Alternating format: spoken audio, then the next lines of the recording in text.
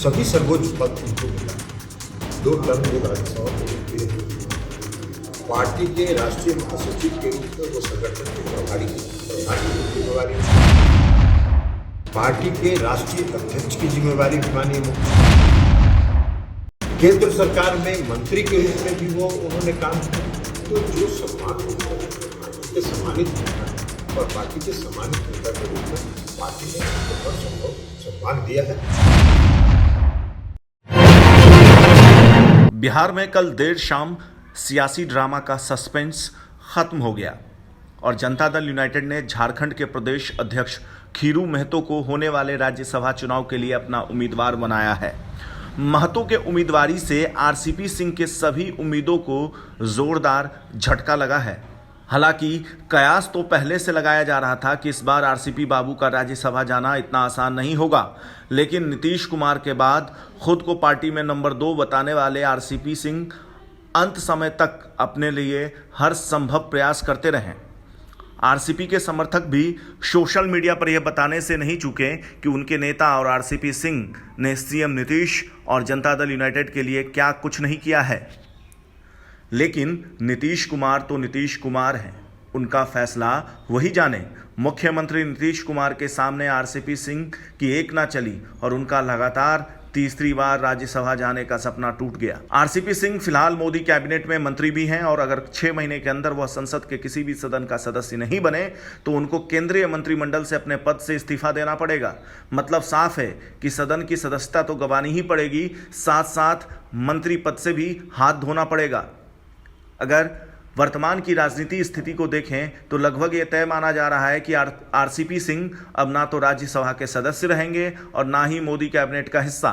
लेकिन सवाल ये उठता है कि आखिर अचानक ऐसा क्या हुआ कि आरसीपी सिंह, जो कि जनता दल यूनाइटेड में नंबर 2 की हैसियत रखते थे, उनको अचानक साइड कर दिया गया और राजनीतिक रूप से हाशिए पर जाने के बाद आरसीपी बाबू के लिए भविष्य में कौन सी विकल्प बचती है। भविष्य में आरसीपी सिंह के पास क्या विकल्प बचता है, इसको समझने के लिए पहले यह समझना जरूरी है कि आखिर आरसीपी सिंह के साथ ये खेला कैसे हो गया। दरअसल ये वक्त था साल 2021 का, जुलाई का महीना था और मोदी कैबिनेट का विस्तार होने वाला था। 2019 में एनडीए की सरकार बनने के बाद बीजेपी के रुख से खफा होकर बिहार के मुख्यमंत्री और तत्कालीन जेडीयू के राष्ट्रीय अध्यक्ष नीतीश कुमार ने यह फैसला किया कि उनकी पार्टी के तरफ से कोई भी केंद्रीय कैबिनेट में शामिल नहीं होगा।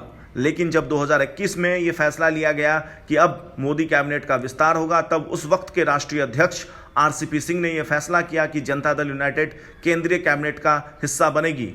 पटना के राजनीतिक जानकारों की माने तो उस वक्त बिहार के मुख्यमंत्री नीतीश कुमार अपने पार्टी के लिए 2 मंत्री पद मांग रहे थे, लेकिन बीजेपी ने स्पष्ट कर दिया कि जेडीयू को एक ही मंत्री पद दिया जाएगा, क्योंकि दूसरा मंत्री पद 5 सांसदों के साथ लोजपा से बगावत करने वाले पशुपतिनाथ पारस को दिया जाएगा।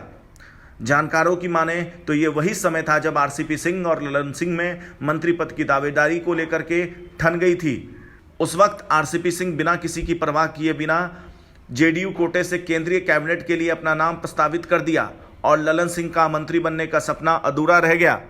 इसके अलावा भारतीय जनता पार्टी के शीर्ष नेतृत्व के साथ आरसीपी सिंह की बढ़ती नजदीकियां भी बिहार के मुख्यमंत्री नीतीश कुमार को खटकने लगी और 1 वर्ष के अंदर में ये दूरी इतनी बढ़ी कि आरसीपी बाबू को राज्यसभा के सदस्य के साथ साथ मंत्री पद से भी हाथ धोना पड़ रहा है। फिलहाल आरसीपी सिंह को जेडीयू ने जोरदार झटका दिया है, लेकिन वह भी एक मजे हुए नेता हैं और इतने आसानी से हार नहीं मानेंगे। लेकिन सबसे बड़ा सवाल है कि अब आने वाले समय में आरसीपी सिंह के पास कौन सा विकल्प बचता है।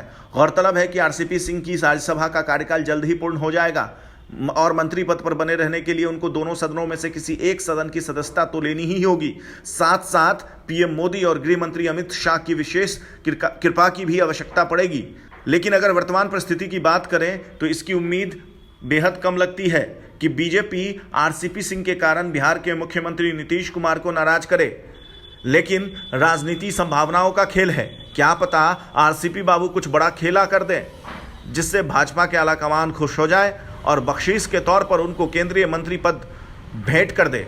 दूसरा विकल्प आरसीपी बाबू के पास यही है कि वर्तमान में वो पार्टी के निर्णय को स्वीकार करते हुए मुख्यमंत्री नीतीश कुमार के विश्वास को पुनः जीते और सही समय आने पर अपने ही दल के अंदर उनके प्रतिद्वंदी को साइड करते हुए पुनः अपना वर्चस्व स्थापित करें। हालांकि राजनीति में विकल्प संभावनाओं से उत्पन्न होती है और देश की सियासत में राजनेता अपने सुविधा अनुसार अपनी संभावनाओं की तलाश कर ही लेते हैं। अब भविष्य में देखना दिलचस्प होगा कि आरसीपी सिंह अपनी सियासत को बचाने के लिए कौन सी संभावनाएं तलाशते हैं और कौन सा विकल्प अपनाते हैं।